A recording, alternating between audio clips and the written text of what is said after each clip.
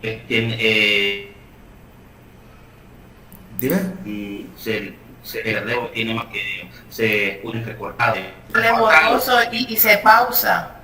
¿Y los demás cómo me escuchan? También igual. Hay bastante diferencia. Recórtale. Se entrecorta. Está frisada la imagen también. Ok, vamos a ver. Se entrecorta. Ok, permítame un segundo. Máster, pero Bien. los otros catedráticos ¿Lo otro catedrático qué? pues sí graban llamadas. No, no se puede aquí. Aquí estoy viendo yo en la parte del botón que dice grabación no disponible. Pero voy a grabar localmente desde la computadora. Ya estoy grabando, de hecho, ¿verdad? Para que puedan ver ustedes después. Permítame pasar a la otra red. Quizás sea esta conexión. Y tal vez tenemos mejor envío de datos. Bien, vamos a ver si ahora no se entrecorta. Me pasé a otro wifi que tengo por acá para ver si no hay dificultad. ¿Cómo me escuchan ahora? Se escucha bien. Ahora sí. Ok, pues vamos a con esta otra conexión, ¿verdad? Quizá alguien de la familia ahí abajo está utilizando el wifi y no me he dado cuenta. Pero tenía 15 gigas de internet y me pasé el de 20 para que no haya ninguna dificultad. Ok. La naturaleza de la ética, les comparto la pantalla para que lo puedan ver también por acá. Vamos a compartir pantallita. Acá. En los videos anteriores lo que pudieron ver es la etimología. Dijimos que lo más parecido a la palabra ética era el carácter. También mencionamos que etimológicamente venía de la palabra costumbre. Hablábamos de la importancia que tenía entender los diferentes principios que tenía la ética como una de las disciplinas, ramas también de la filosofía. Hablábamos del principio etimológico, principio genético, principio, metafísico, ¿verdad? Y pues ahora vamos a hablar un poquito de las características. La gente comúnmente confunde lo que es ética con lo que es moral. En los temas anteriores espero que esa duda haya quedado clara, que ya no haya duda de que la ética es la reflexión moral de los actos y la moral es prácticamente, como decíamos, la brújula, esta serie de guías, esta serie de normas que llegamos a decidir de manera, diríamos, heterónoma, porque todos participamos en la elaboración de las leyes, sea a nivel de los grupos, de equipos, de organizaciones, del país. Colaboramos todos desde la perspectiva ética que cada uno tiene, con esa reflexión que tenemos, esa capacidad de juicio que tenemos, para elaborar aquellas reglas y pautas que nos sirvan para evitar conflictos posteriores. A eso es a lo que llamamos moral. Pero para poder hacer, incluso para poder elaborar esas reglas, esa norma, necesitamos tener la capacidad ética y la capacidad de deliberación que tenemos, como es parte del juicio racional de cualquier ser humano consciente. Vamos a ver entonces ahora las características. Primera característica de la ética. La ética es racional, ya que está basada en una metodología que sigue una lógica. Primero, todos tenemos inteligencia, podemos discernir claramente qué es lo correcto, qué es lo incorrecto. A veces los filósofos en la antigüedad consideraban de que habían personas con ciertas limitaciones para poder entender esa diferencia. Sin embargo, hoy en día se separa, ¿verdad?, a aquella persona que carece de las facultades racionales, que es la que llamaríamos una persona amoral, incapaz de entender lo que sería lo bueno y lo malo, porque quizás por su situación psicológica, su predisposición, incluso por algún síndrome, le dificulta quizás entender la diferencia entre lo bueno y lo malo, o una psicopatología incluso. Pero en la antigüedad creían que habían hombres que eran incapaces de decidir lo bueno, aún siendo racional. Filósofos como Aristóteles sostenían esa idea, la idea de que habría quizá una especie de enfermedad moral en los seres humanos que les haría incapaces de poder realmente discernir lo correcto de lo incorrecto. Sin embargo, con Platón se supera muchísimo eso. Platón creía que no había tal cosa como esa enfermedad moral, sino que todo lo que decidimos, sea para bien o sea para mal, está basada siempre en la razón. La razón es esa, diríamos, esa pauta para todo lo que hacemos. Y solamente como dirían en el mundo antiguo, solamente un idiota, alguien que padece de idiocia, que es esta enfermedad que se creía en la antigüedad, era como una enfermedad de incapacidad de poder pensar lógicamente, a eso le llamaban idiotas en el mundo antiguo. Solamente alguien que padece de la idiocia sería aquel incapaz de poder decidir, pero todos los demás seres humanos estamos muy bien capacitados con la capacidad, con esta habilidad racional para poder discernir. Así que la inteligencia se presenta como una especie de guía, que va a guiar ¿qué? Va a guiar la voluntad. La voluntad es ese timón interior que tenemos, ¿verdad? Para discernir hacia dónde vamos. Es bien interesante cuando uno analiza desde la filosofía misma esto de los actos morales. ¿Por qué? Porque uno se empieza a preguntar realmente ¿qué es la voluntad? La voluntad parece ser algo tan abstracto que casi ni siquiera podemos relacionarlo directamente con algo puramente orgánico, porque la voluntad incluye elementos tanto del deseo carnal, el deseo sexual, deseo del apetito digestivo, tiene que ver también con la voluntad también racional de los gustos y preferencias intelectuales. Así que no parece estar ligada ni solo con el sistema digestivo, ni solo con el sistema reproductor, ni solo con el sistema, ¿verdad? Diríamos neuronal o del cerebro, sino que parece algo tan etéreo, tan abstracto, que no parece estar ligada más que a esta naturaleza que desde la filosofía antigua y también desde la religión se ha entendido como el espíritu, ¿verdad? Que es esta, diríamos, naturaleza que está dentro de nuestra realidad humana y que algunos percibimos, que no parece estar ligada directamente a uno de los sistemas orgánicos que tiene el cuerpo. Por lo cual creemos que de alguna manera la voluntad es algo también de tipo espiritual, diríamos, o de tipo intelectual, dirían los más, diríamos, mecanicistas, que creen que la naturaleza es puramente cosas orgánicas. Pero utilizamos un término diferente para hablar de los efectos de la voluntad, que es aquellos fenómenos de lo espiritual o los fenómenos que tienen que ver con la parte intelectual. Esta voluntad nos va a dirigir ¿hacia qué? Hacia los actos. Estos actos dirigidos por la voluntad se entienden que son libres, porque solo los actos contra mi voluntad son actos obligados. Todos los que nacen de mi voluntad se hacen en la plena libertad. Ahí entran en el debate muchos filósofos moralistas, como el filósofo Xavier Zubiri, que fue citado anteriormente en el video anterior, donde él se pregunta realmente si somos libres o no somos libres, porque pareciera que estamos tan obligados a nivel incluso orgánico, que pareciera que la voluntad es producto de todo lo que orgánicamente está ocurriendo. Hay médicos que incluso creen también que no existe tal cosa como la libertad, que la libertad es una especie de espejismo que nos da diríamos, este afán de sentirnos únicos, pero que en realidad orgánicamente estamos predeterminados. Con un amigo de otra universidad que se llama el doctor Edwin Herrera, en una ocasión estábamos hablando sobre esto en uno de los debates, y él decía, él es genetista, y decía él que por más que uno crea que está decidiendo, en realidad la decisión es solamente una especie de fantasma, porque la decisión a veces incluso se toma antes de que estemos conscientes de que la vamos a tomar. Eso cuando me lo decía, a mí me chocó, pero logré entender a qué se refería. Es decir, orgánicamente, cuando alguien va a decidir qué quiere comer, por ejemplo, uno cree que está decidiendo en el momento, voy a agarrar este pollo o me agarro unos tacos. Pero en realidad la libertad está ya de alguna manera predeterminada por ciertos antojos que vienen desde la digestión, que me están pidiendo a través del sentido del gusto, esto me va a satisfacer más o esto me va a satisfacer menos. Y ese gusto o disgusto que sentimos es lo que predispone a la decisión de la voluntad. Es decir, cuando vamos a decidir qué quiero, en realidad ya lo decidí antes de que siquiera lo lleve la conciencia o siquiera lo logre entender por qué voy a decidir comer eso.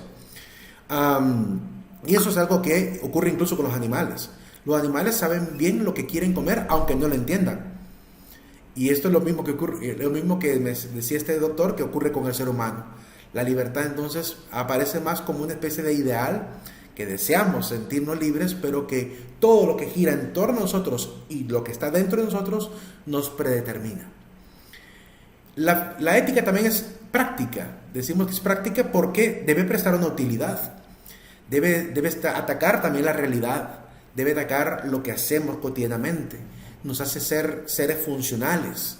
Una persona sin ética se vuelve un problema social, se vuelve un estorbo incluso social. Miren, por ejemplo, por qué a veces los países no avanzan. Porque hay gente sin ética que quiere dirigir, digamos, el país. Se vuelve un freno, pues, se vuelve prácticamente un estorbo para el funcionamiento correcto de todo de todos los organismos, grupos, instituciones en los cuales participamos los seres humanos. Necesitamos entender que la ética es necesaria para que todo funcione bien, para que todo esté bien equilibrado. La misma naturaleza nos enseña, ¿verdad?, que cuando todo se realiza de manera ordenada, pues todo sigue en armonía. Cuando alguien genera caos, genera desorden, pues viene todo lo que vemos las desgracias, vemos las pérdidas, vemos la extinción, vemos la muerte, vemos todo lo que viene del caos. Entonces necesitamos la ética para esto, para evitar que todo lo que hacemos como sociedad también se pierda. La ética también decimos que es una ciencia normativa.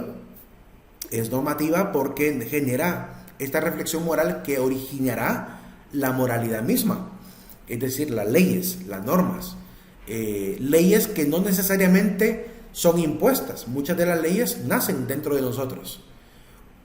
Uno entiende perfectamente que hay normas que decidimos a nivel del derecho, a nivel de las normas de una institución, de un estatuto de una empresa, pero también interiormente cada quien tiene sus propias convicciones.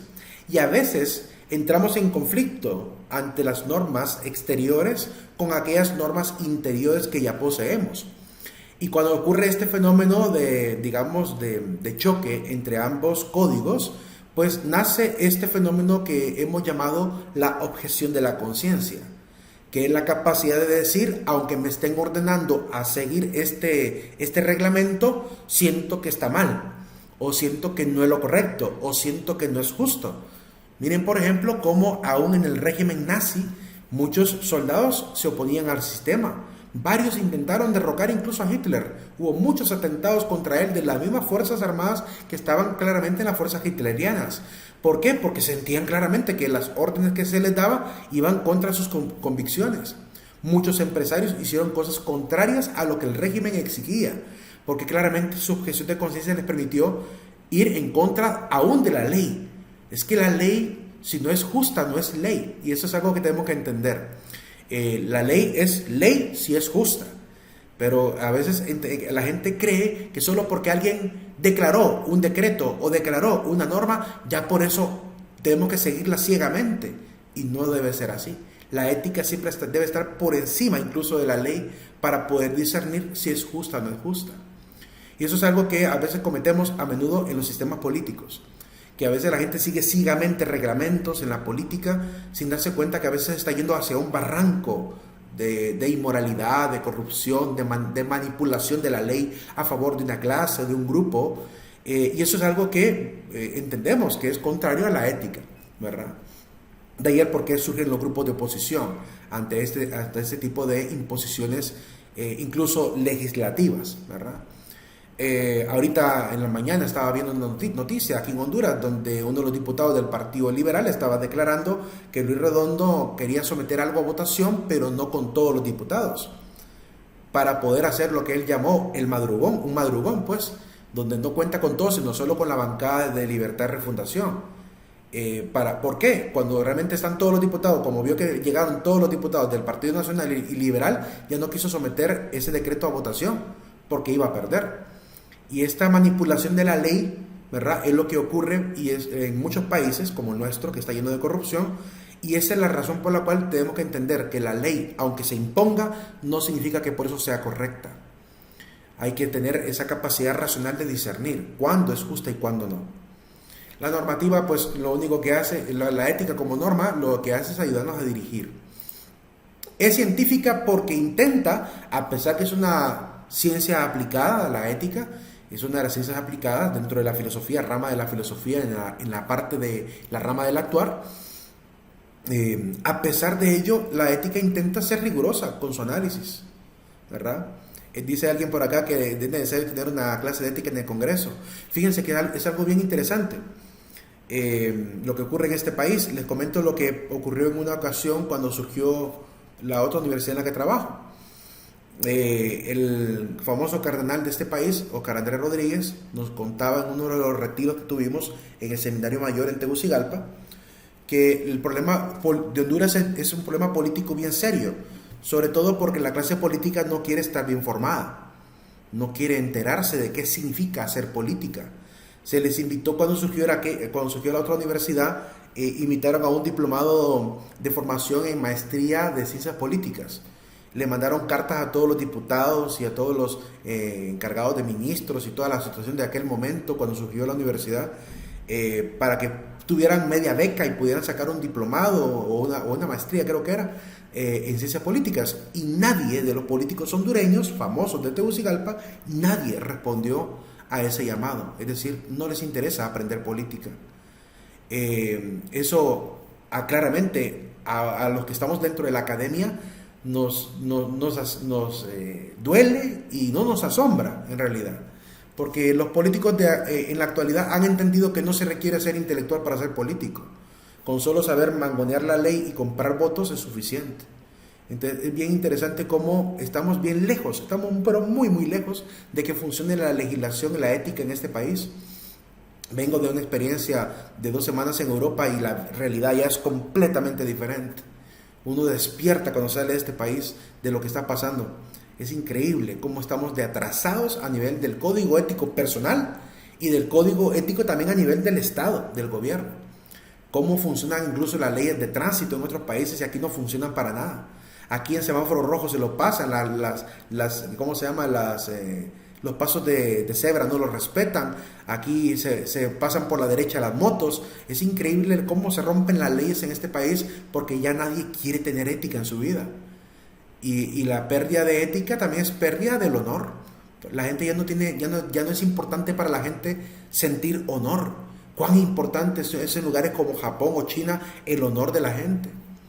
Los médicos allá en China, por ejemplo, en Japón, según entiendo, cuando fallan en una operación, en una cirugía y se les muere el paciente, que no pudieron hacer nada para poder salvarlo, he visto algunas noticias que dicen que todos los médicos que participaron, los anestesiólogos, todos los que participaron, salen frente a la familia, donde la familia, y se pone frente a la gente de los parientes y les hacen una reverencia en signo de respeto y claramente de dolor y arrepentimiento, porque lo que pudieran haber hecho no sirvió para poder salvar la vida de la persona que murió.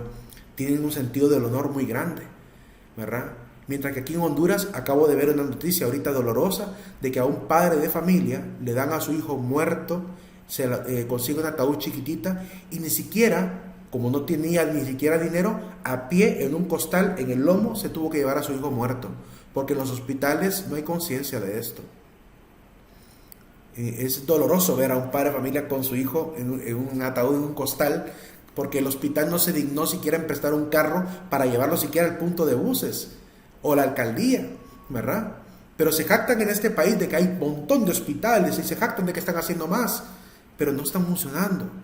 No tienen criterio de ética para el trato humano.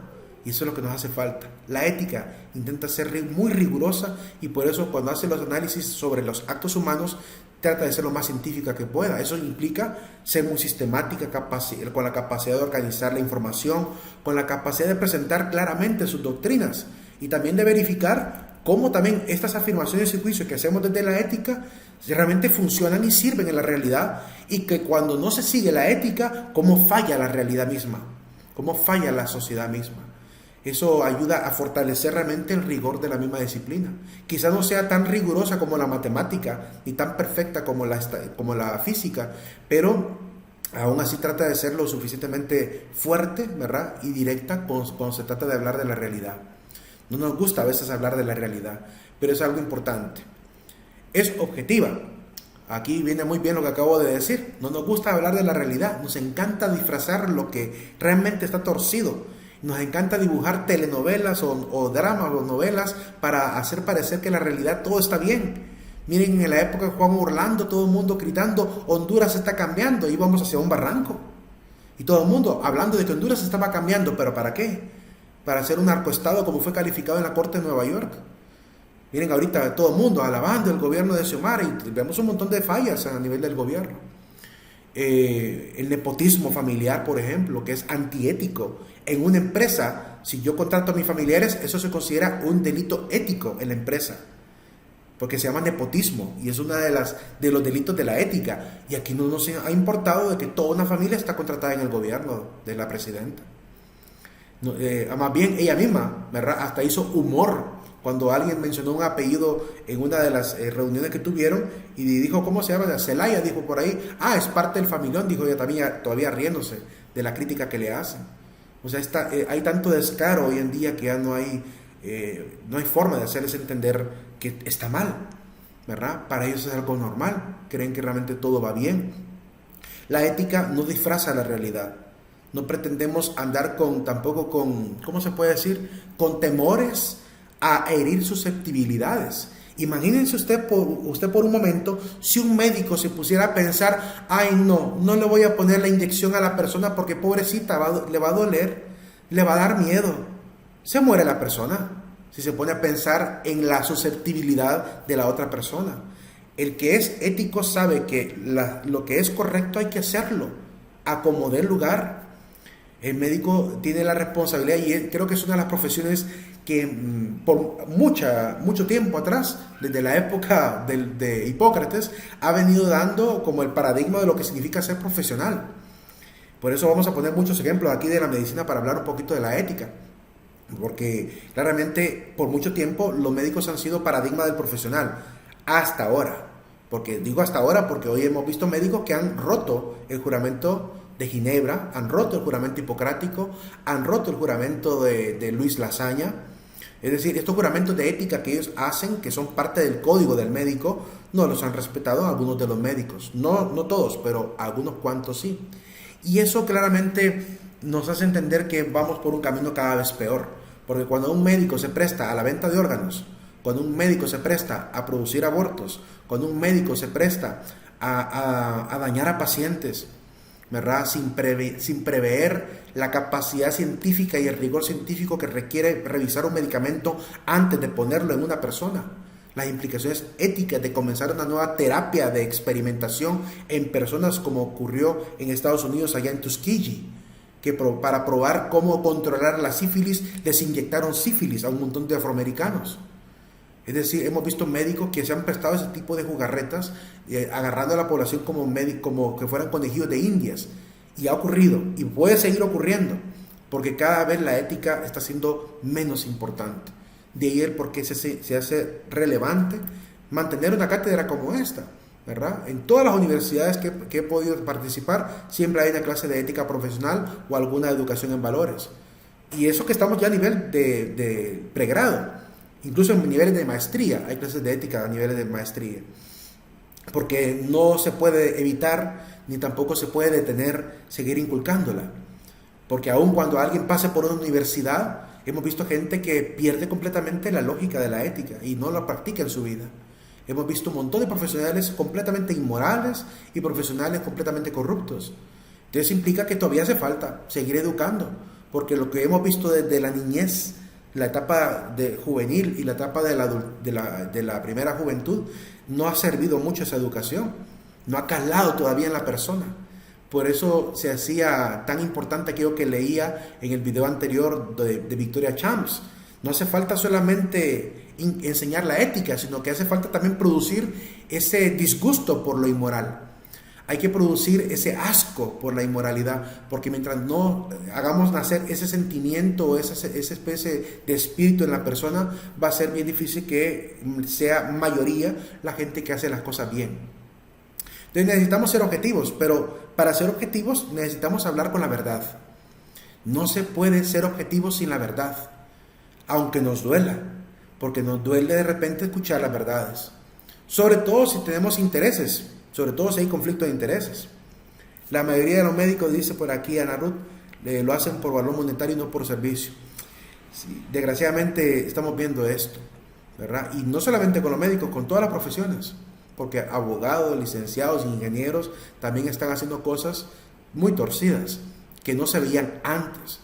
Porque antes, híjole, ser un licenciado, un abogado era un nivel de respeto que la gente le tenía. ¿verdad? Hoy hasta hacemos chistes de las profesiones porque ya se perdió el honor de la profesión por culpa de unos cuantos que han ido perdiendo en el camino, ¿verdad?, el comportamiento ético. Necesitamos hablar con la verdad. Nos duele hablar con la verdad, pero hay que aprender, como dicen los argentinos, hay que aprender a bancarnos esa realidad, aceptar que realmente estamos viviendo esto. Como les decía, cuando hay conflicto de intereses, pues nos gusta más bien acallar al que está denunciando las inmoralidades. Hace poquito, miren cómo se ha estado atacando mucho al gobierno, y lo que hacen más bien es censurar, o lo que hacen es ridiculizar al que presenta análisis o críticas objetivas sobre lo que está ocurriendo. Lo intentan hacer quedar mal, lo intentan ridiculizar al extremo, hasta pagan publicidad. Yo he visto campos pagados en Facebook, como el Búnker 504, por ejemplo, páginas del gobierno que están pagando publicidad para denigrar a contrincantes. Y lo están haciendo, es un juego sucio que siempre han hecho. Lo hicieron los nacionalistas, lo han hecho y también los del Partido Libertad y Refundación. Porque así la jugarreta política que les ha agarrado, ya no hay madurez. Se comportan como niños. Miren, ayer noche en el Congreso, un solo relajo. Ya no están trabajando, están simplemente haciendo relajos en el Congreso. Entonces ya el honor de la profesión, del cargo que se les dio, ya no existe realmente. Hemos perdido tanto esto, y hace tanta falta seguir diciendo esto con tanta claridad, porque mientras no seamos objetivos se va a seguir repitiendo el paradigma. La gente no va a entender que hay que cambiar la manera de elegir a la gente. Es imperativa la ética porque nos obliga. Y no obliga porque nos impongan una fuerza, sino porque la misma lógica de la norma es la que establece que es importante cumplirla. Nadie hoy en día estaría en contra de los derechos de la mujer, por ejemplo, porque se luchó por mucho tiempo para que la mujer tuviera sus derechos, y ya una persona racional no se opondría a darle la participación que ahora las mujeres pueden tener en diversos campos, ¿verdad? Que pueda participar en todas las profesiones, que pueda participar en todos los deportes, que pueda participar en todo, ¿verdad? Y ya tenemos mujeres empresarias, doctoras, ¿verdad?, bien formadas, maestras, en todos los campos ya la mujer puede participar, y sería algo extraño que alguien hoy en día quisiera proponer lo contrario a ese logro. Ya la lógica misma, ¿verdad? Creeríamos que está loco, pues, si alguien propusiera, no, devolvámonos a la época donde solamente el hombre era el único que participaba políticamente, o solo el hombre era el único que podía estar al frente de la empresa. Ya no vamos a volver a eso, porque la lógica misma ya le dio todo el respaldo a ese derecho, y por tanto ya no vamos a cambiar. Ahora bien, saliendo de las características de la ética, por ahora, ¿alguna pregunta? ¿Qué tal se ha escuchado? Todo claro. ¿Todo claro hasta ahorita? ¿No se ha No, conectado? estamos bien.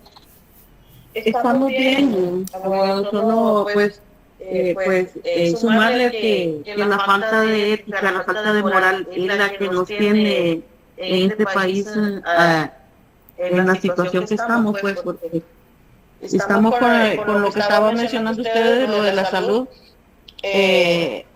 Muchos de los médicos ahora se prestan para dañar los equipos, y eso es amoral, pues se prestan para dañar los equipos que hay en los centros públicos para ellos poder atender en sus centros privados, y entonces pues imagínense, se pierde hasta lo que es la compasión, pues, porque hay gente que se muere porque no tiene la capacidad para realizarse un examen de lo que pudo haber sido gratis en el sistema público, y ellos o se roban los equipos o cosas así, ¿verdad? Y antes no existían, pues, o eran casos aislados de eso, ¿verdad? O los medicamentos también desaparecen.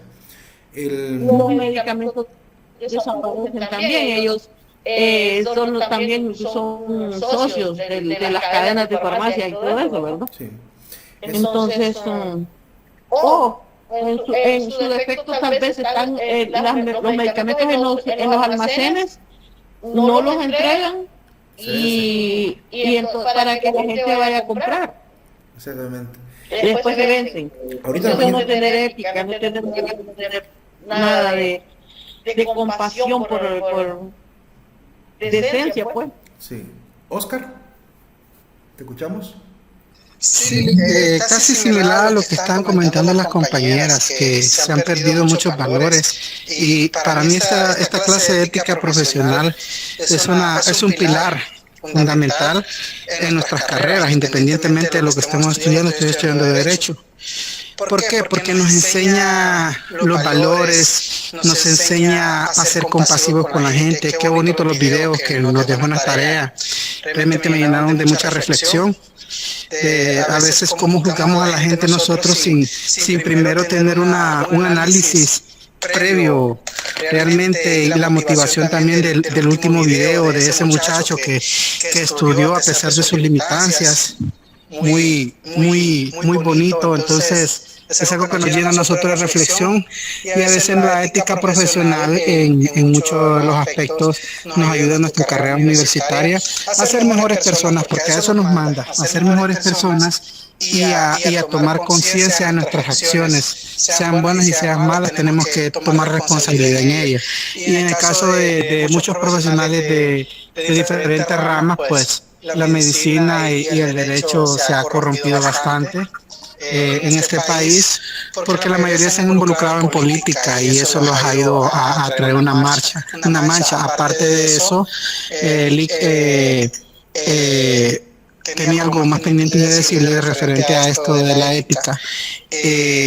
Ahorita se me fue por un momentito, pero generalmente es todo lo que he venido diciendo.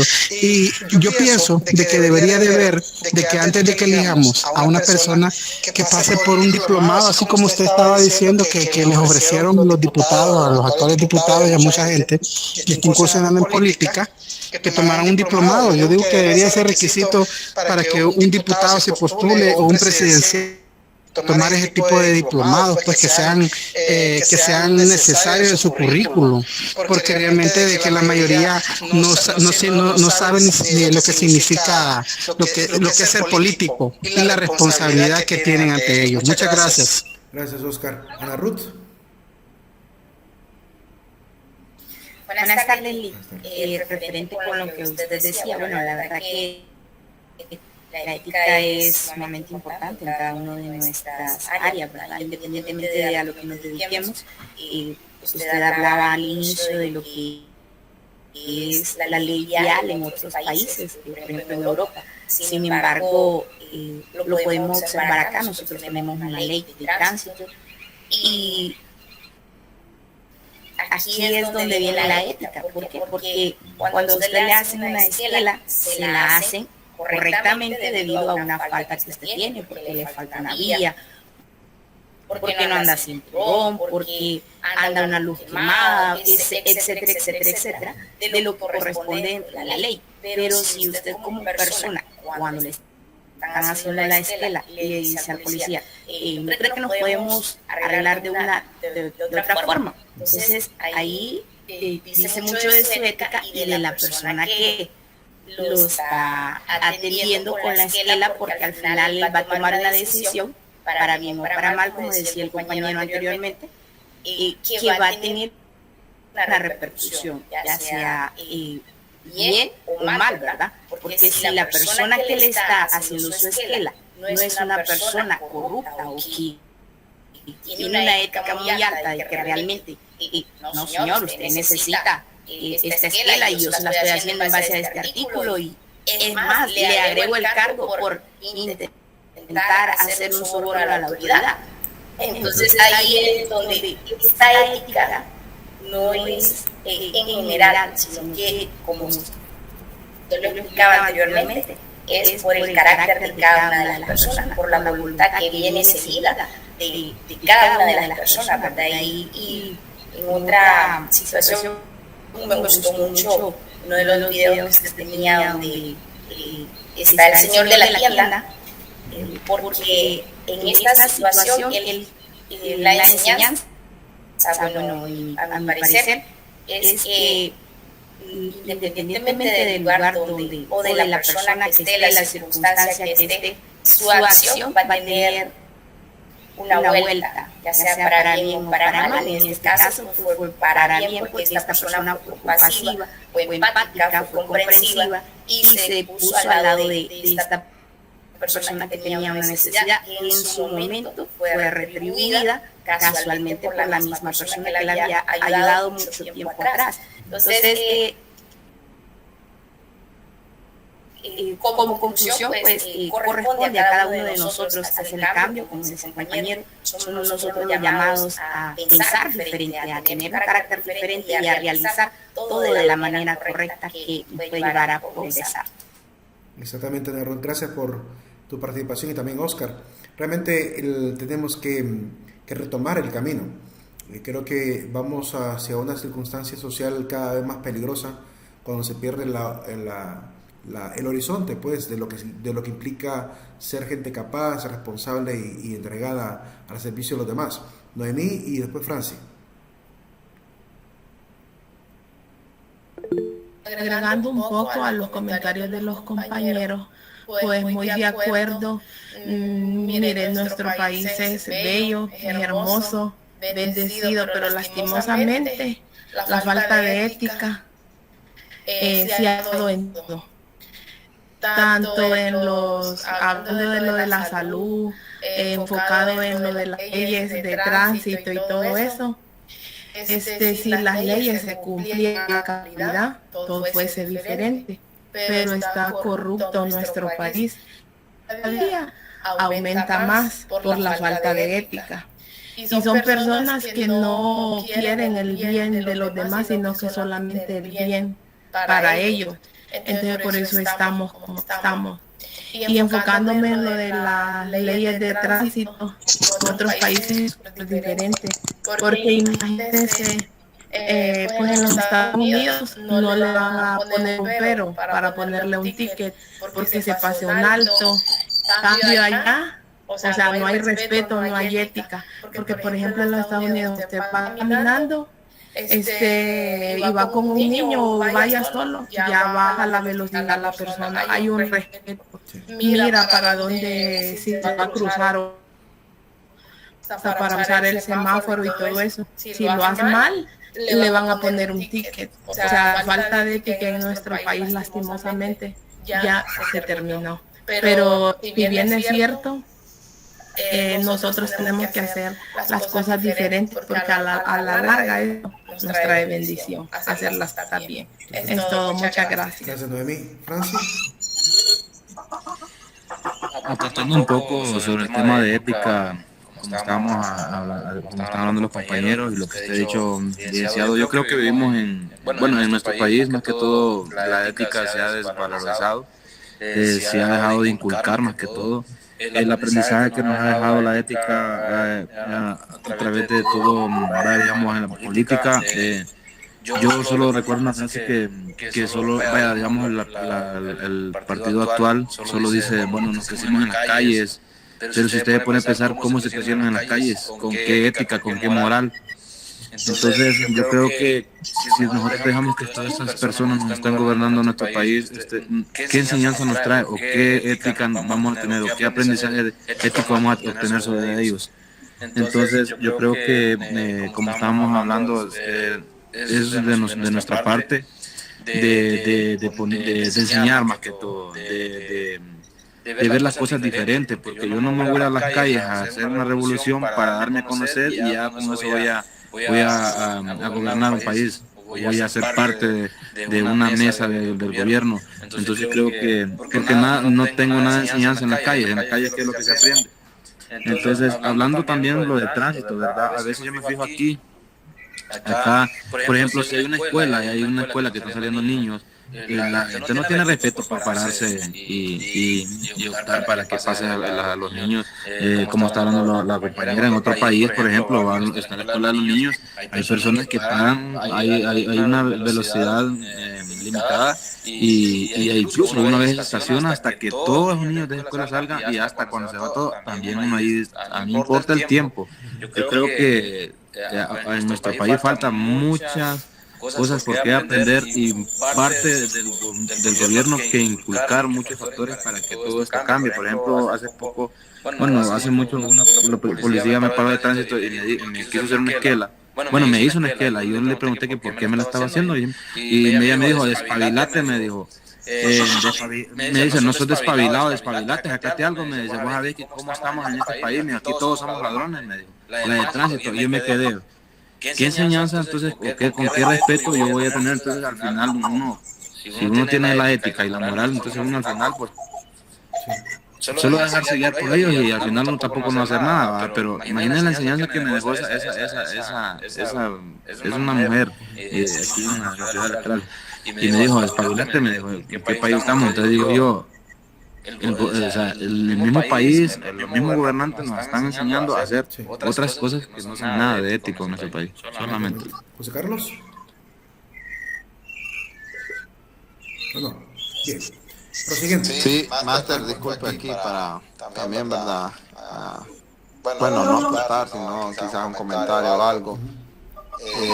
Realmente, incluyéndome, estamos realmente, por lo menos en nuestra sociedad, careciendo de ética realmente, de principios, valores y morales que nos debieron o nos deberían enseñar desde nuestros hogares. Un ejemplo, yo también soy padre de familia y creo que estamos dejando muchas cosas confiando y realmente pensando en que en la escuela, universidad, colegio deben hacerlo, y realmente esas cosas, esos principios deberían de comenzar desde el hogar para realmente tener profesionales de éxito, íntegros y otras cosas más, ¿verdad?, que puedan aportar a la sociedad, porque realmente nosotros, y me voy a incluir en esto, realmente siempre estamos pensando en el bien común, en el bien personal y no en el bien común.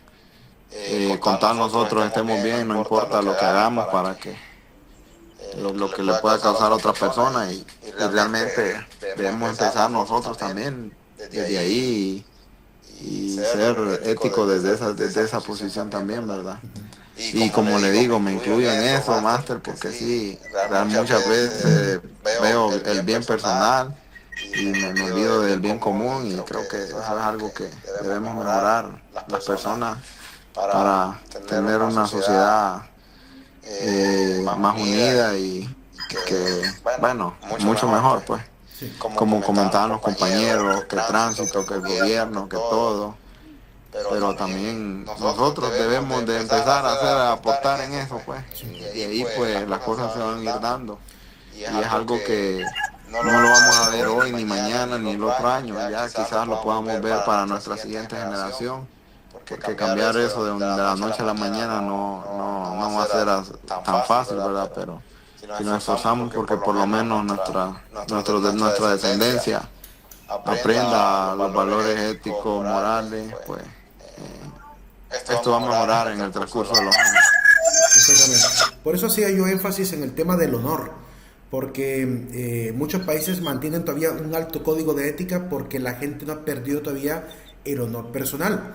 Quiero traer a colación una anécdota que el famoso Kenji, un famoso, ¿cómo se llama?, conferencista de Colombia, ¿verdad?, comparte él en una ocasión la situación siguiente, que dice que él, estando de camino a su casa, ¿verdad?, allá en visita en Japón, se encontró cerca de la casa el último semáforo y vio un carro estacionado, ¿verdad?, ahí tipo 9 de la noche, donde casi no había circulación de automóviles. Y cuando pasa frente, se parquea frente al otro carro para esperar el semáforo rojo, voltea a ver el carro y mira que es su papá, el que está en el semáforo esperando que pase el semáforo rojo. Y le pregunta, bueno, ¿por qué no se ha ido? Si no hay carro, podemos pasar, no hay peligro, dice Kenji, porque él se ha criado como colombiano, no se crió como japonés. Y el papá le dice, no, está el semáforo en rojo, le dice el papá.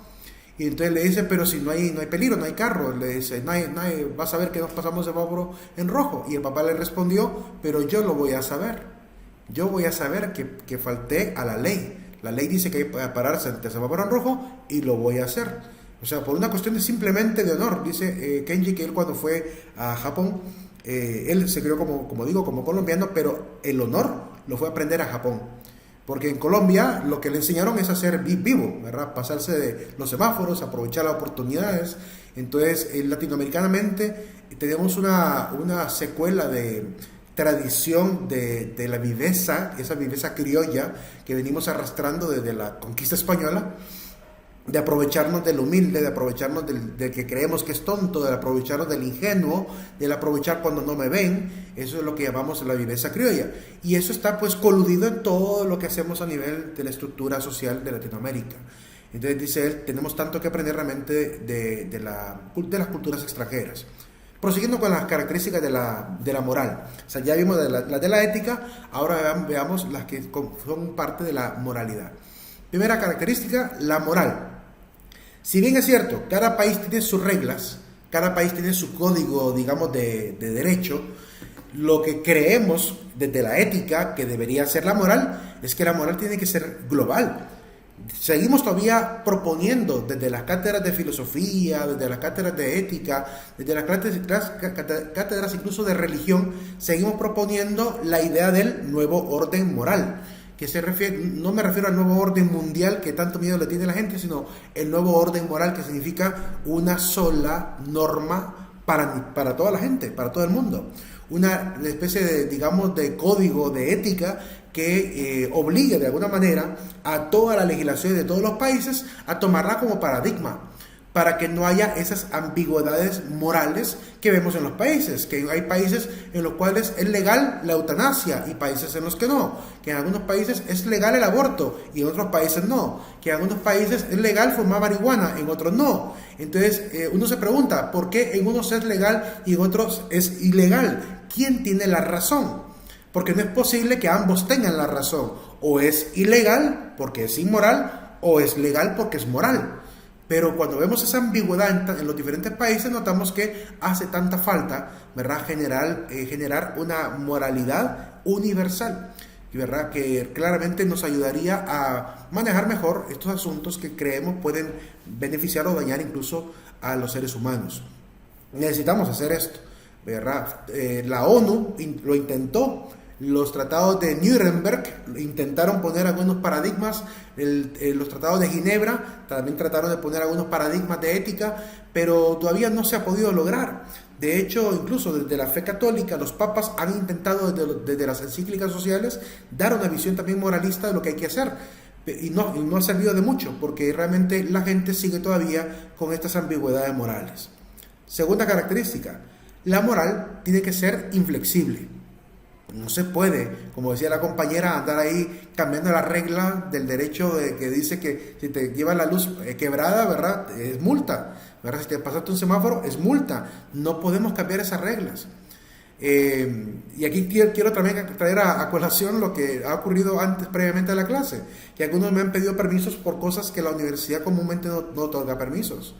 Hay cosas en las cuales es legítimo pedir permiso, como la muerte de un familiar, por ejemplo, como el caso de un viaje programado que no se puede cambiar porque el boleto de avión se perdería, porque hay una constancia de trabajo que te la han dado de tu empresa porque te mandan a una misión laboral. Eso se entiende, pero cuando son otro tipo de actividades que no tienen que ver con ese nivel de rigor, no se puede ser flexible en eso, porque la normativa de la universidad es que hay clase, ¿verdad?, y se debe recibir la clase.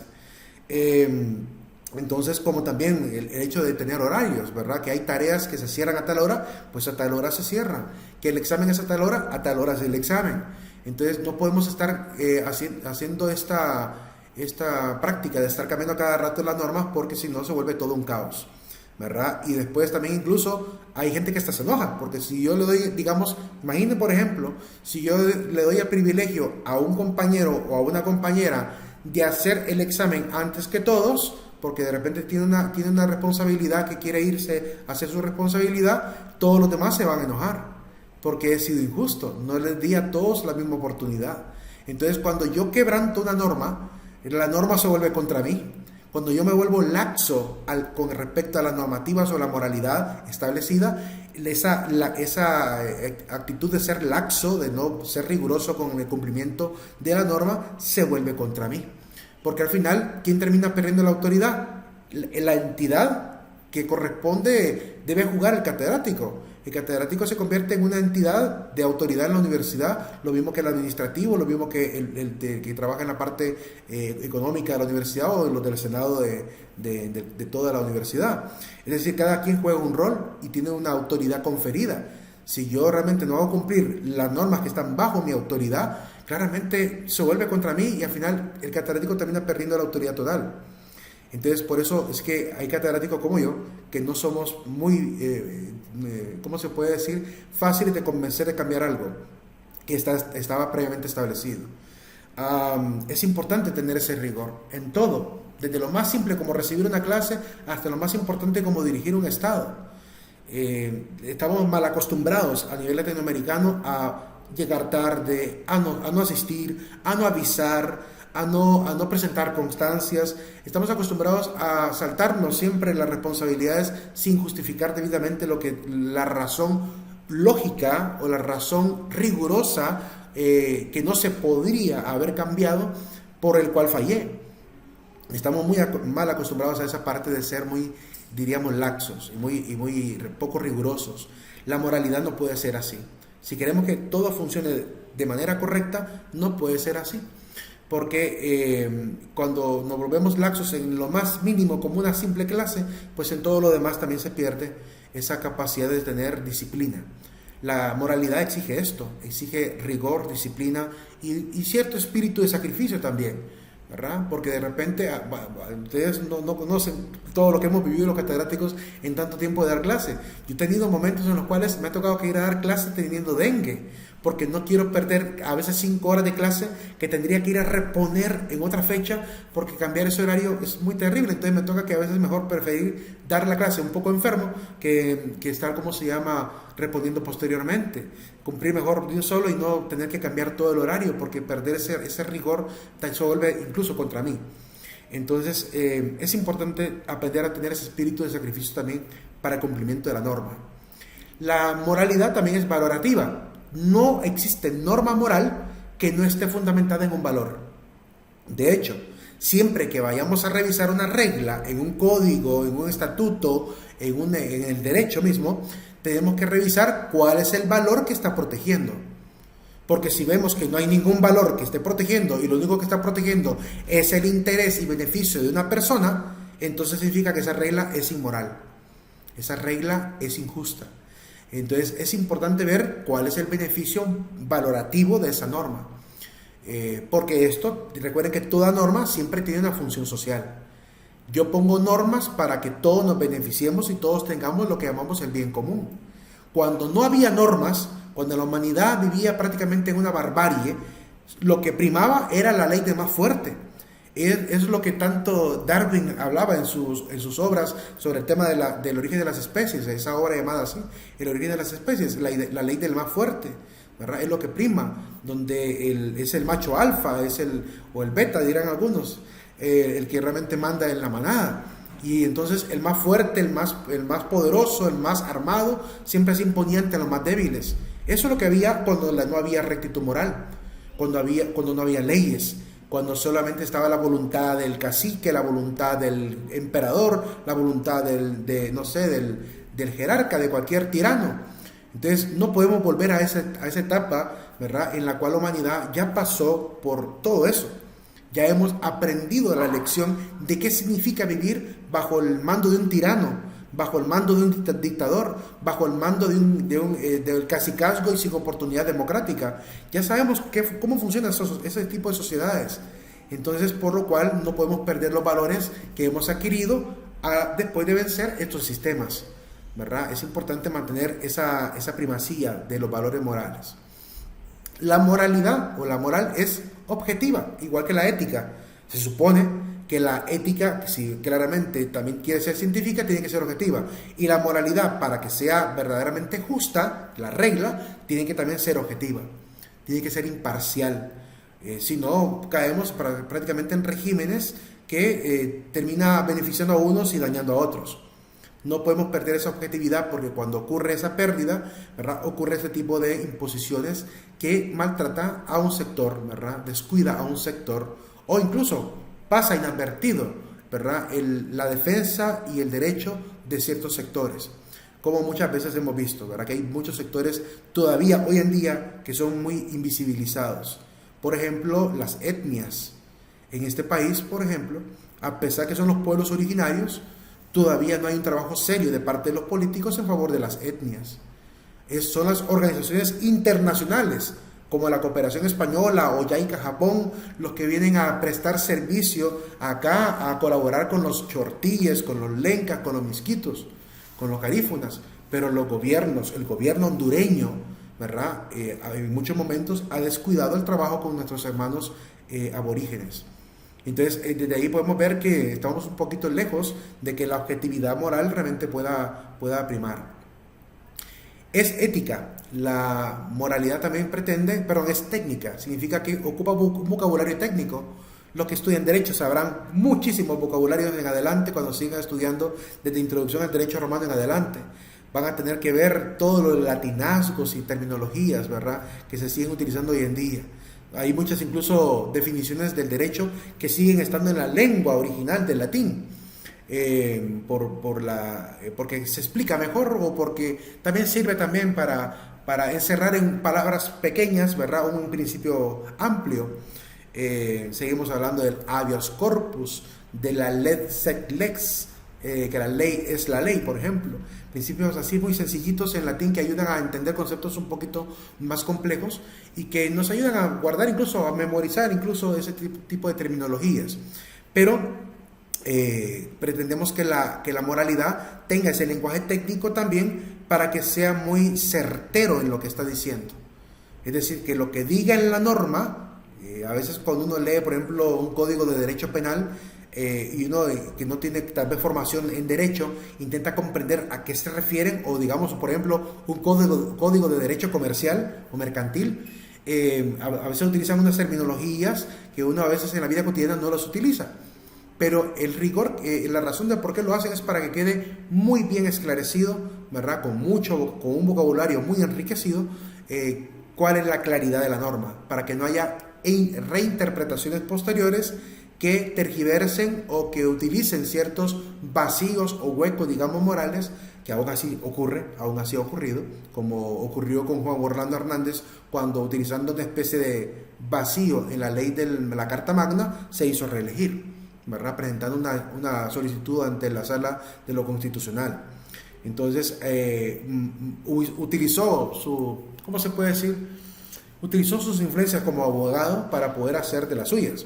Sin embargo, solo interpretó un artículo a favor de él, obviando todo lo demás.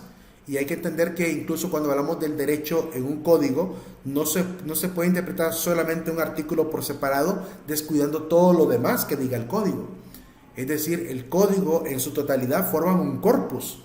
Y ese cuerpo tiene que aprender a servir como un contexto para poder interpretar cada uno de los artículos. Si, por ejemplo, el artículo 239 decía que no se puede promover la reelección, ese va en consonancia con lo que dirá también posteriormente otro artículo donde las Fuerzas Armadas defenderían la Constitución en el caso de que alguien quiera usurpar el poder reeligiéndose. Entonces, cambiaron el 239, pero se olvidaron del resto de normativas que seguían haciendo ilegal la reelección. Pero se aprovecharon de estos amigos que ellos mismos pusieron en el poder para poder modificar la Constitución o poder sacar ese permiso para reelegirse, y lo logró. Logró valerse de la ambigüedad supuesta, ¿verdad?, de la supuesta ambigüedad, usando un montón de falacias para poder hacerse el poder nuevamente. Eso es lo que pasa cuando perdemos esa capacidad técnica en las cosas del derecho. Al igual que la ética debe ser científica, también la moralidad debe permanecer con un rigor científico y técnico.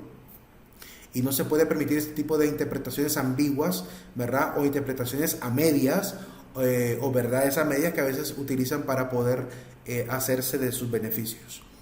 Muchos abogados, no digo todos, pero muchos abogados actualmente están haciendo uso del poder de los bufetes, ¿verdad?, de los abogados mismos, de esa capacidad para manipular las normas a beneficio de mucha gente, para lograr no cosas justas a veces, para beneficiar incluso a familiares, a amigos, a gente incluso del mal vivir, o gente de la mafia, o gente de la corrupción política, o como hemos dicho también hasta narcotraficantes, para beneficiarlos en sus quehaceres. Y eso es una cuestión que en este país ha existido y lo vamos a seguir viendo, desgraciadamente, hasta que los abogados, todos, incluidos los que ahorita están estudiando para derecho, entiendan realmente cuál es su verdadera responsabilidad y naturaleza.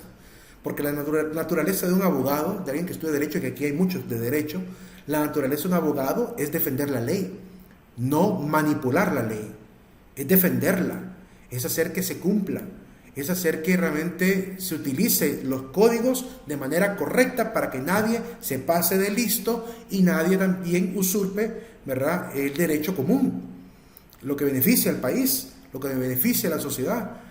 Sin embargo, fíjense, por ejemplo, y es una cuestión que lo podemos ver estadísticamente en todas las universidades de Honduras, una de las carreras más numerosas actualmente es Derecho. ¿Y por qué? ¿Por qué tanta gente quiere estudiar Derecho? Porque realmente, no digo que todos, pero una parte de los que estudian, lo único que tienen es puro afán de lucro. No tienen el afán de servir a la patria para hacer imperar las leyes. No es esa la parte utópica que les está dirigiendo a ser abogados a veces, sino el beneficio económico, el beneficio del poder, el poder incluso manipular la ley a su beneficio.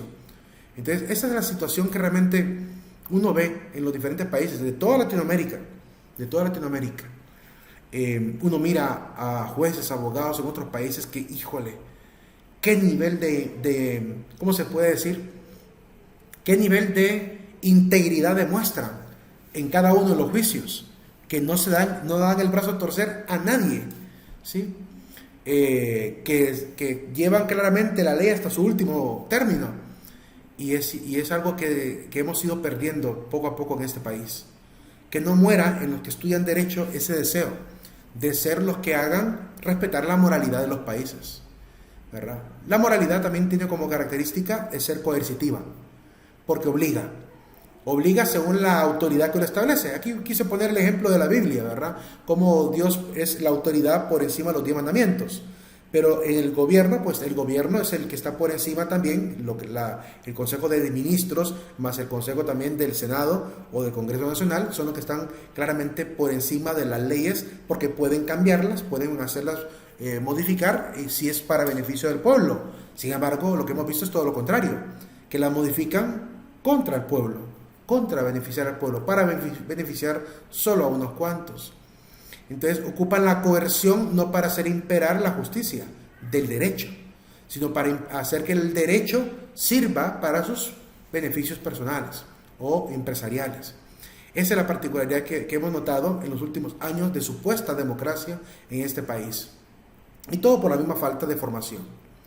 Bien, salimos de estas dos, digamos, listados de ciertas características de la ética y la moral. Ahora quiero que hablemos un poquito de la relación entre ética y moral, que ya más o menos hemos ido esclareciendo.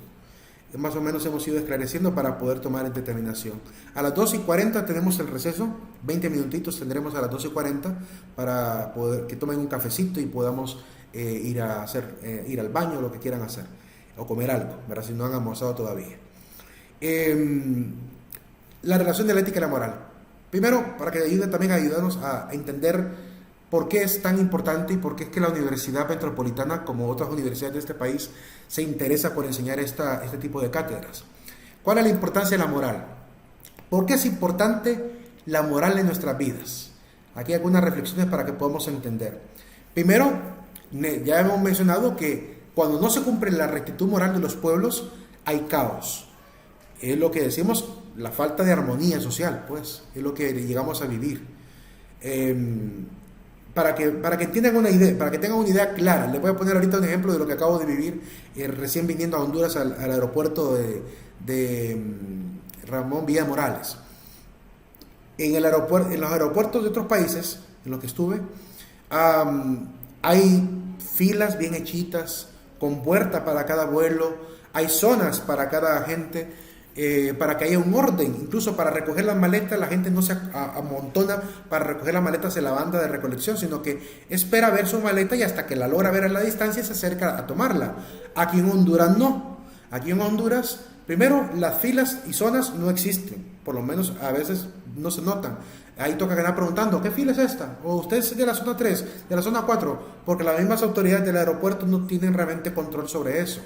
Y si es sobre la banda, toda la gente se aglutina alrededor de la banda y no dan oportunidad a la gente que veía ver su maletita, agarrar su maletita e irse del aeropuerto para no estorbar a nadie, porque todo el mundo quiere correr a agarrar la suya. ¿verdad? En vez de estar a la distancia, esperar que la maleta aparezca para ir a tomarla sin que estorbe nadie, ¿verdad? Falta de control también de la capacidad, digamos, racional, tanto de la gente del aeropuerto como de la gente también que viene de viaje. Es una cuestión de un descontrol total. Entonces, esa falta de armonía es lo que realmente queremos evitar cuando hay verdaderas reglas. En los demás aeropuertos, ¿por qué funciona? Porque la gente primero tiene sus propias reglas y dicen, yo no me voy a sacar a la bandeja si no he visto mi maleta. ¿Para qué voy a estar haciendo una aglutinación de gente ahí si no viene mi maleta? La gente, porque es muy racional, no rompe esa regla y no se acerca. Y la gente del aeropuerto tiene bien claro que incluso si alguien se equivocó de la fila, le dice señor, señora, con mucho respeto, pero también muy tajantes, le dicen señor, señora, esta es la zona 4, pásese por favor a la zona 3. De manera directa, clara y directo a la yugular, ¿verdad? Pero bien dichas las cosas y haciendo cumplir claramente la regla para que no haya caos. Entonces necesitamos esas dos situaciones en todas las instituciones de este país. Que la gente tenga cordura en lo que debe ser lo correcto en su actuar moral y lo que también aquellos que tienen autoridad deben hacer cumplir en las instituciones y empresas y negocios donde estén. Entonces la moralidad nos sirve para eso. Decimos que la moralidad es como una brújula.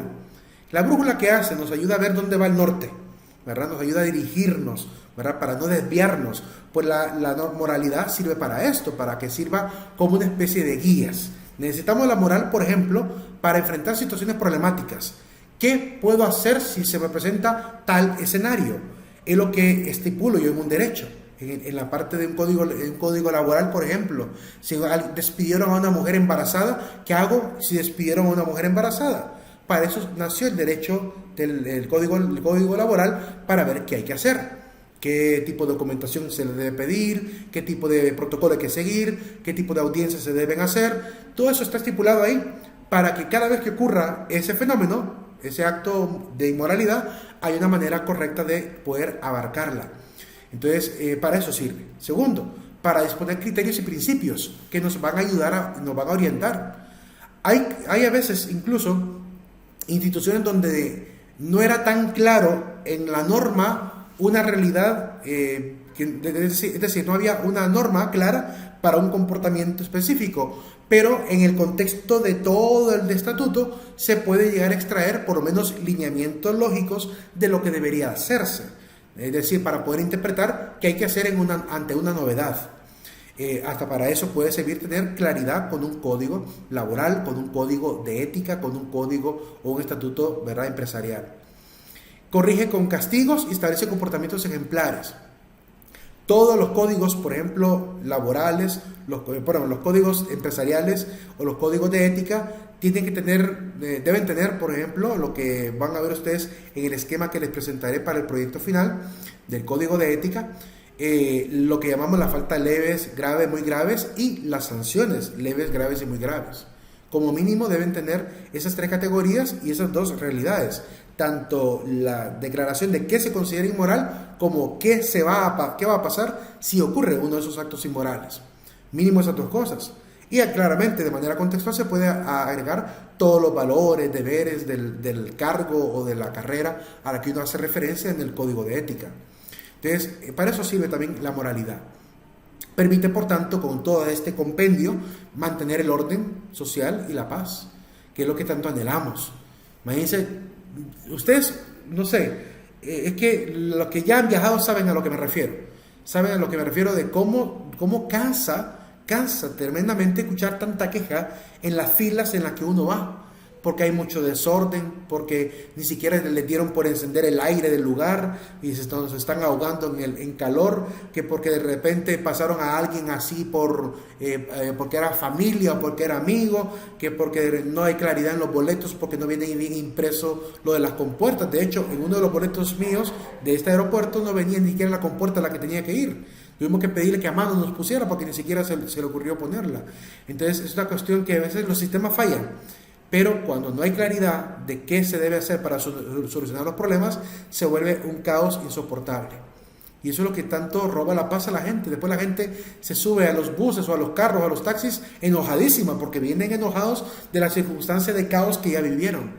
Y eso a veces, ese enojo llega hasta la familia y lastima hasta los seres queridos. Porque cuando se rompe una regla en el colegio, en la universidad, en el trabajo, en cualquier circunstancia en la que trabajamos juntos con otras personas, si se rompe la regla y hay algo que me damnificó por romper la regla, porque alguien rompió reglas, eso claramente se transforma en enojo, en desesperación, en impotencia, a veces en tristeza y hasta en llanto. Entonces roba la paz que tanto anhelamos. Necesitamos claramente tener este imperio de la moralidad.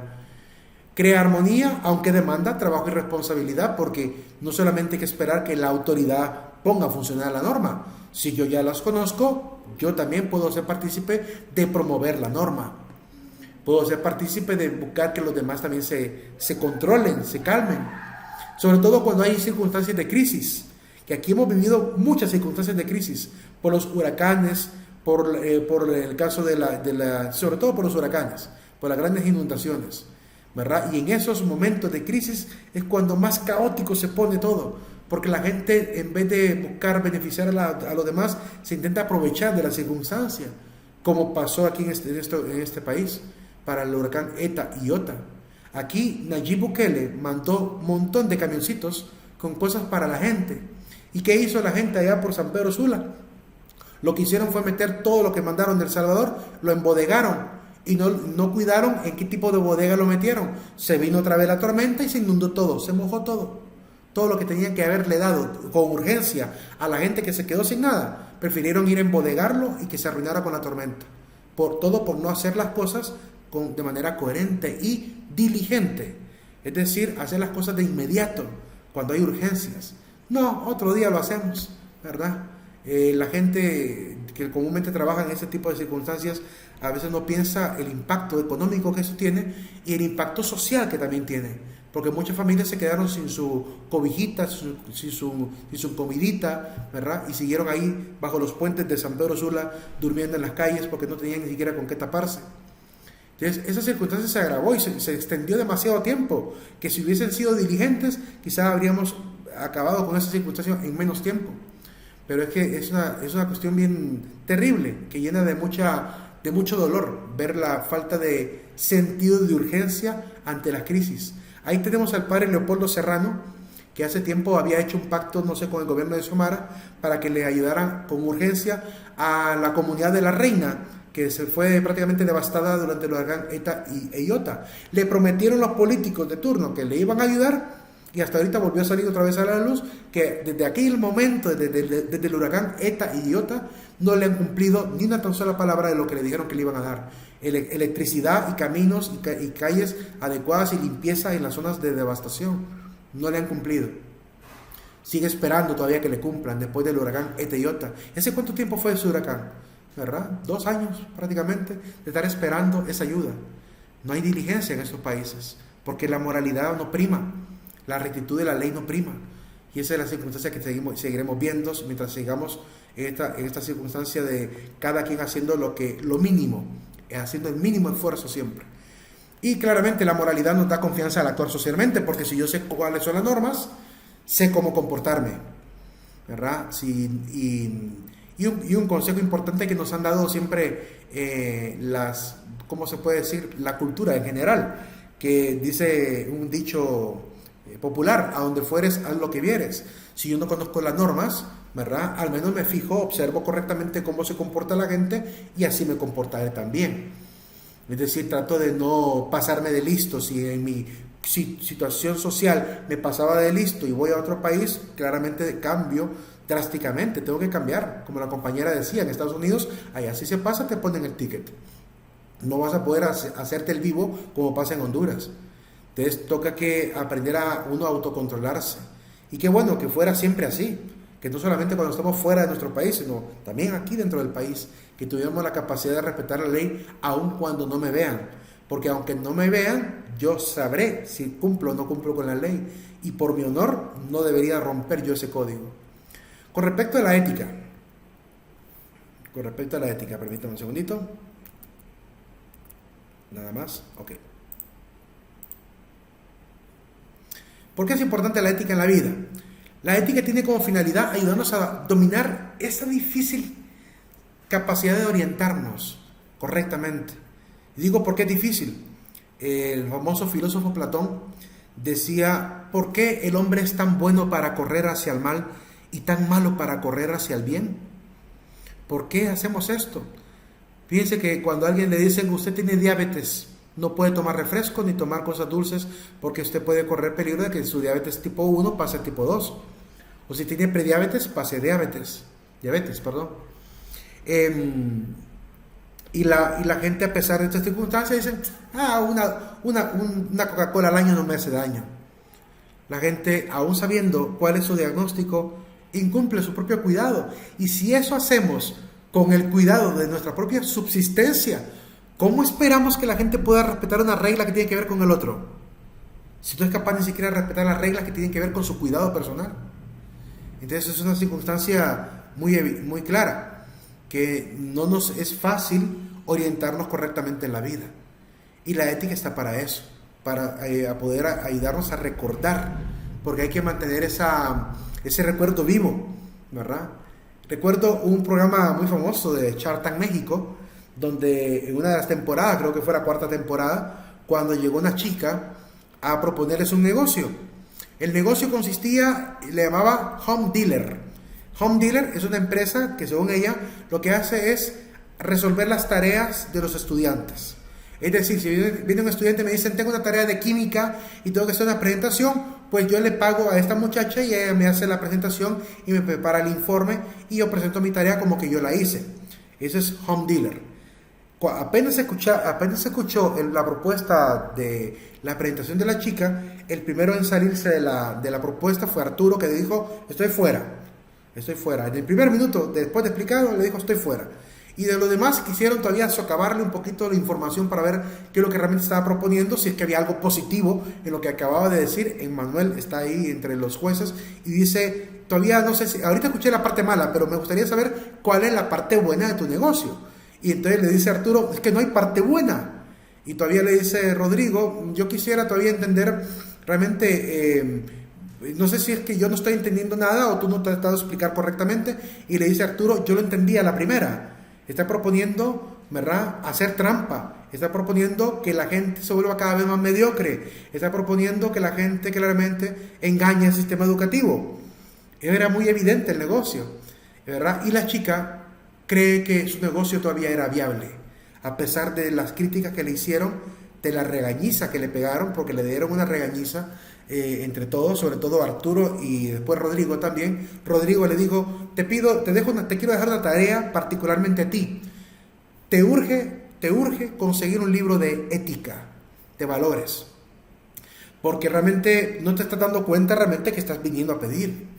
Estás viniendo a proponer algo que es inmoral, ¿verdad? Todavía ahí se equivocaron un poquito con la terminología y aquí quiero aprovechar para aclarar esa diferencia entre la amoralidad y la inmoralidad. La amoralidad es no tener conciencia del bien y del mal y hacer algo malo o algo bueno sin darme cuenta. Es decir, es alguien que no tiene conciencia y esa amoralidad solamente la pueden tener o los que están loquitos, ¿verdad? Los que tienen problemas de algún tipo de psicopatología que les hace perder noción de la realidad, o alguien que está bajo alguna sustancia psicotrópica, ¿verdad? Que claramente pierde la noción de la realidad.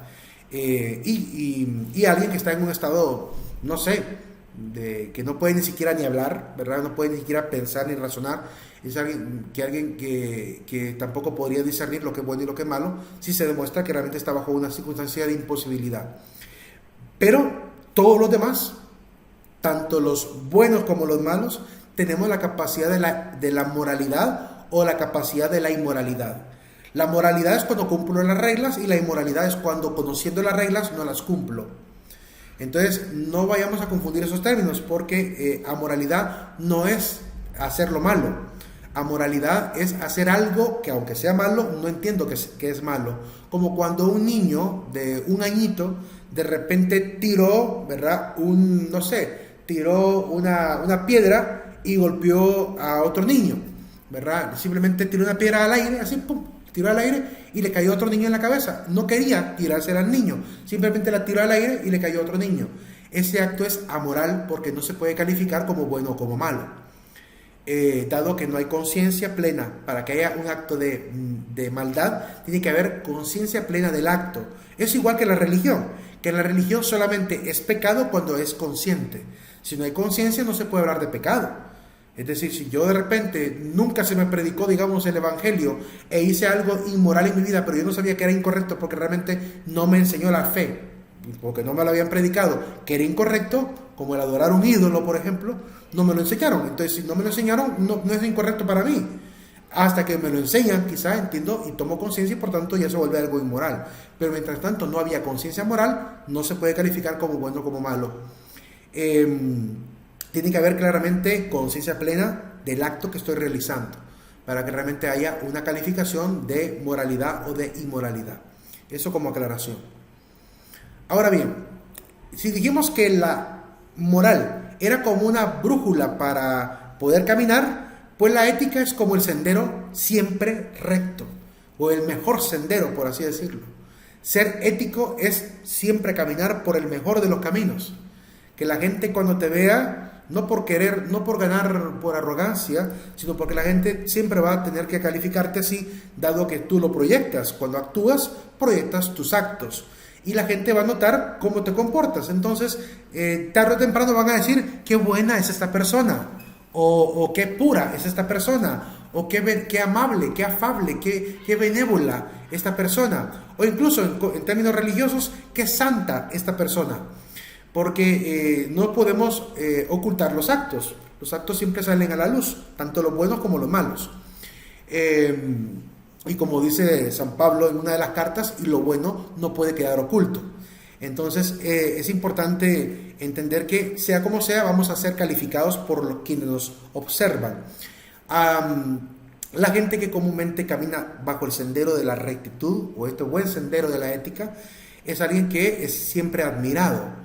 La gente nota, ¿verdad?, su temple, nota su integridad, nota que sus palabras son coherentes con sus actos, y la gente empieza pues a calificarlo como una persona modelo, como una persona que es ejemplar, ¿verdad?, y que realmente está haciendo las cosas bien.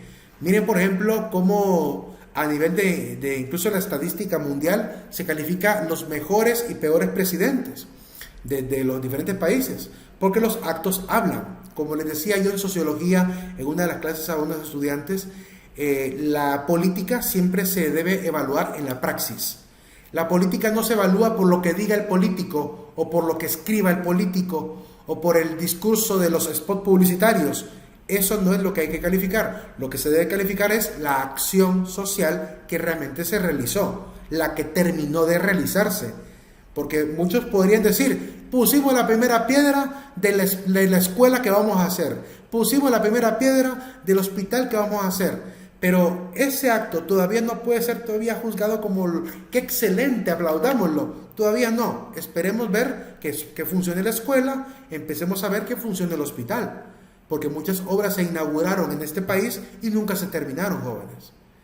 ¿Cuántas carreteras se inauguraron allá por Tocoa, ¿verdad?, en la época de Elvin Santos, y no se terminaron nunca, ¿verdad? La carretera de Occidente que tanto prometió Juan Orlando, que sacó 90 millones de euros del Fondo Monetario Internacional para hacer esa supercarretera que quería hacer supuestamente de San Pedro Sula hasta Cotepeque, no la terminó, jóvenes.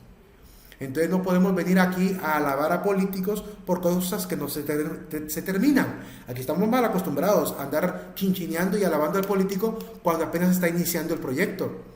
Que se aplauda después de que termine. Se le puede aplaudir a una Nayib Bukele el hospital del COVID que hizo. Se le puede aplaudir la cárcel de máxima seguridad que hizo. Se le puede aplaudir la biblioteca Binaes, que es de alta tecnología y de mucha literatura para todos los gustos, que está en el medio centro de la capital. Se le puede aplaudir que no hay muertos por más de 900... ¿Cuánto es?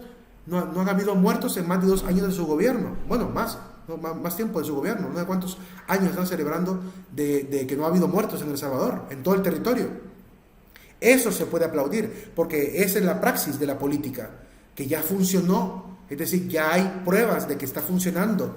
Se le puede aplaudir a un Javier Milei, que bajó la inflación del 34 al 4%. Eso se puede aplaudir, porque eso es medible, constatable en la realidad. Hasta se puede palpar con el billetito que me sobró, ¿verdad? Cuando hay una buena economía. O sea, no podemos venir aquí a chinchinear y a alabar políticos por lo que no se ha hecho. La política se debe evaluar en la praxis, siempre, siempre, siempre.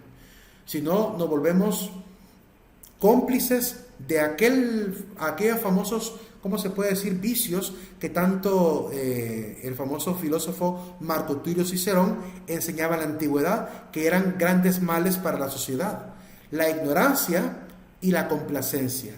La ignorancia es esta actitud de no querer formarme más, de no querer volverme especialista en mis campos, especialista en mis destrezas, especialista en mis oficios. Esta falta de querer aprender más y ser cada vez mejor. Y el segundo vicio es la complacencia, que es andar, como digo, pues chineando a los políticos, levantándoles el ego por cosas que todavía no han hecho. Que lo único que provoca ese tipo de alabanzas anticipadas es a un ególatra, a un mitómano o a una mitómana que creen que ya hizo todo lo que tenía que haber hecho, sin haber hecho nada. Entonces estamos logrando generar políticos que les encanta, ¿verdad? Por su ego sentirse alabados cuando no han hecho nada, que no se logra constatar todavía. Aquí en Occidente, en la zona de Santa Rosa de Copán, seguimos esperando que terminen en el hospital, que comenzaron en febrero del año pasado. En febrero del año pasado comenzó el proyecto. Ya pasó un año y medio, ya casi terminamos este año, ¿verdad? Vamos a mitad del año prácticamente.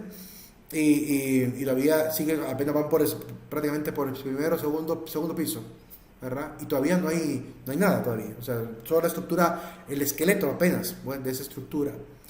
Nayib Bukele, calladito, se hizo el hospital del COVID y lo terminó en un tiempo récord, en plena pandemia, cuando nadie podía salir, y aún así terminó un hospital de alta tecnología, ¿verdad? No él, la gente que trabajó con él, que también se prestó a funcionar como debe funcionar en una sociedad.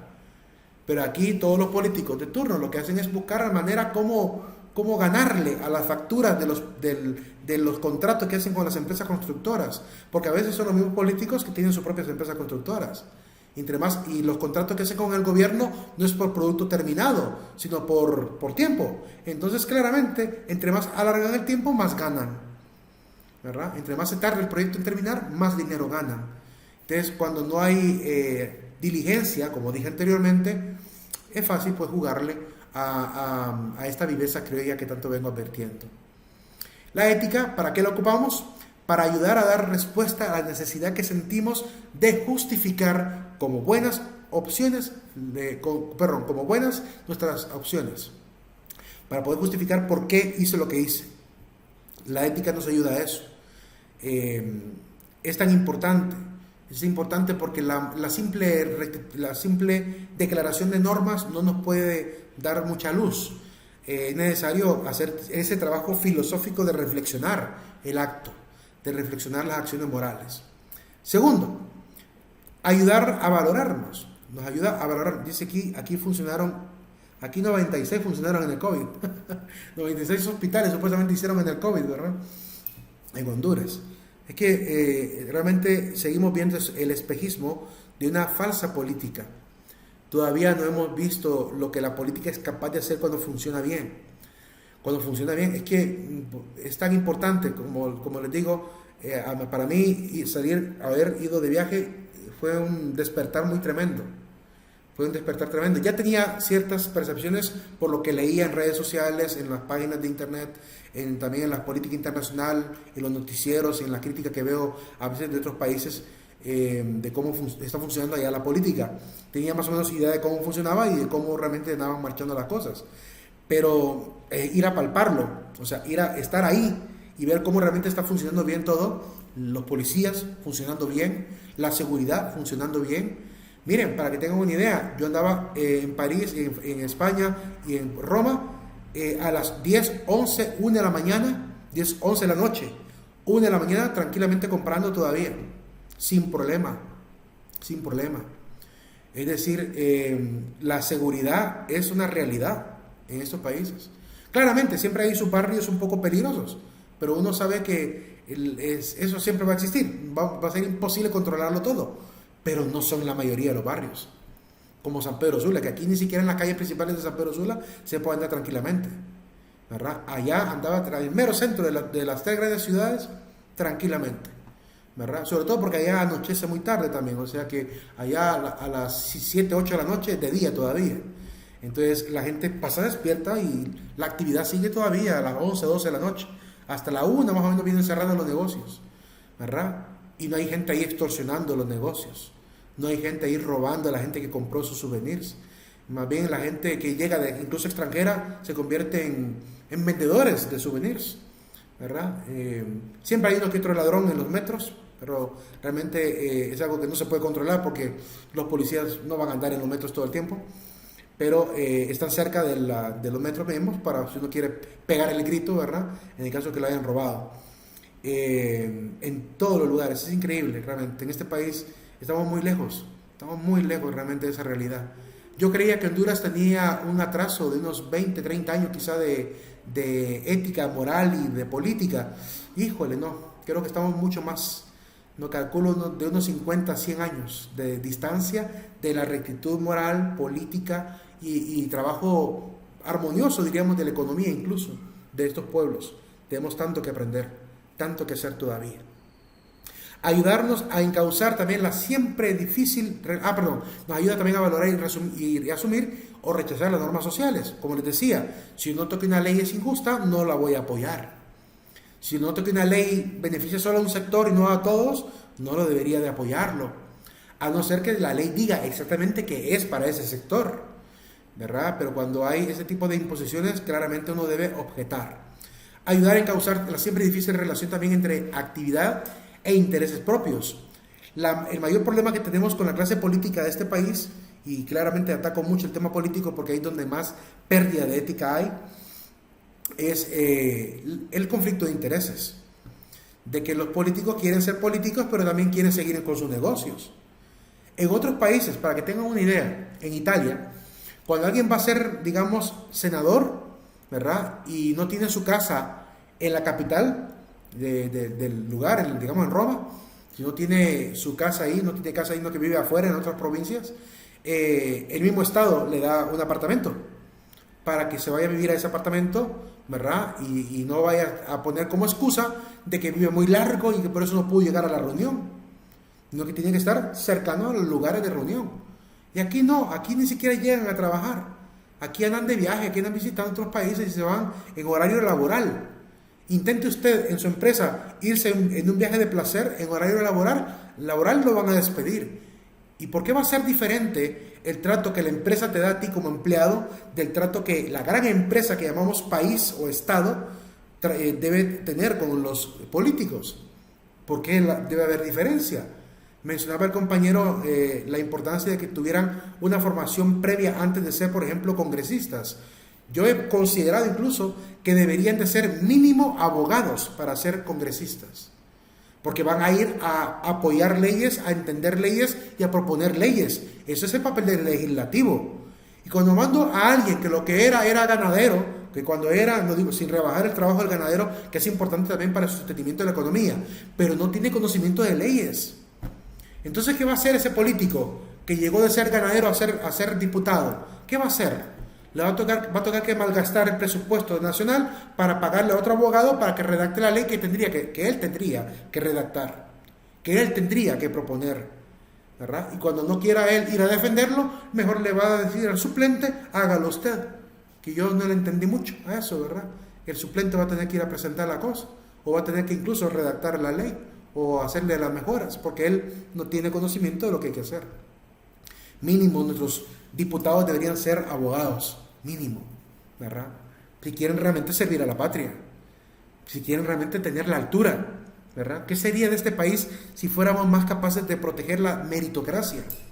Si fuéramos capaces de exigir meritocracia, que solo los que merezcan y tengan la altura y el perfil académico para formar parte de ciertos puestos en el gobierno, estén en el gobierno. Miren en el gobierno de Juan Orlando lo que nos tocó que ver a una psicóloga de economista, a una psicóloga encargada de la economía de un país, ¿verdad? Ella podrá tener sus diplomados y cosas por el estilo, pero no es lo mismo que contraten a un licenciado en economía que tenga además maestría en finanzas. o con doctorado en finanzas. Para manejar un país, yo creo que es importantísimo tener mínimo a un doctor en finanzas. Mínimo, ¿verdad? Tal vez no un postdoctorado, pero un doctorado mínimo. Pero en este país, a un psicólogo de economista, tuvimos a un, ¿cómo se llama? A un psiquiatra al frente del sistema de salud. A un psiquiatra. Cuando hay doctores que son eminencias, que podrían tener, que tienen más conciencia de lo que necesita el sistema de salud. Y cuando hemos tenido a doctores en el sistema de salud, como ahorita pasó con uno de los doctores que estaba de ministro, lo quieren afuera, porque él sí está exigiendo lo que hay que exigir, y lo quieren afuera, le quieren dar corte, es decir, no lo quieren de ministro ya, ¿verdad? Se vuelve incómodo, porque él sí sabe lo que hay que exigir al país. Y los que están al frente del gobierno no quieren seguir escuchando las quejas. Entonces mejor ponen a cualquier paracaidista para que sea simplemente un títere más del sistema. Mientras no aprendamos a elegir bien y exigir que esto sea así en la política, va a ser bien difícil. Es que usted intente hacer lo siguiente, por curiosidad. Agárrese cualquier país que sea potencia mundial, Dinamarca, Noruega, Suecia, Suiza, y pregúntele, digamos a ChatGPT, pregúntele quiénes son los ministros, por ejemplo, de Dinamarca, los ministros de los diferentes, ¿cómo se llama?, de ministerios del gobierno. En este caso es un sistema monárquico que tienen allá, pero pregúntele usted quiénes son los ministros de tales de ahí de Dinamarca o de Noruega, y después pregúntele cuál es la profesión que tiene cada uno, para ver si coincide o no coincide, y va a notar usted que todos los que están en cargos de ministros tienen especialidades o tienen conocimientos amplios en ese campo. O sea, no pusieron a cualquier gato, ¿sí? Pusieron a alguien preparado. Es que eso es lo mínimo que exige la ética profesional. Y si lo exigimos en la ética profesional de una empresa, hay que exigirla también en el Estado. Hay que exigirla también en todos los sistemas educativos, de salud, ¿verdad? Incluso como pasa en la religión, ¿verdad? Hasta en la religión se requiere que quien quiera ser ministro tiene que tener preparación, para que no cualquiera agarre la Biblia a su antojo y se crea el maestro, ¿verdad? Sino que tiene que haber una preparación formativa, una conciencia plena y profunda de lo que pretendo yo abordar como autoridad. Entonces, en todos los campos, religiosos, económicos, políticos, sociales, tenemos que tener conciencia de la importancia de la ética profesional. Prosiguiendo, vamos a un receso ahorita. Son las 2:49, ¿verdad? 2:49. Y dice Helen que sí tenemos capacidad para gente capaz para el gobierno. La tenemos. Desgraciadamente no le dan la oportunidad, porque puede más poner al hijo, al sobrinito, al cuñado, ¿verdad?, que a la gente capaz. 2:49. Vamos a tomarnos 20 minutitos, o sea que a las 3:10 volvemos para que tengan 20 minutitos de receso como si fuera un recreo normal para tomar algún alimento por ahí. Así que volvemos en 20 minutitos.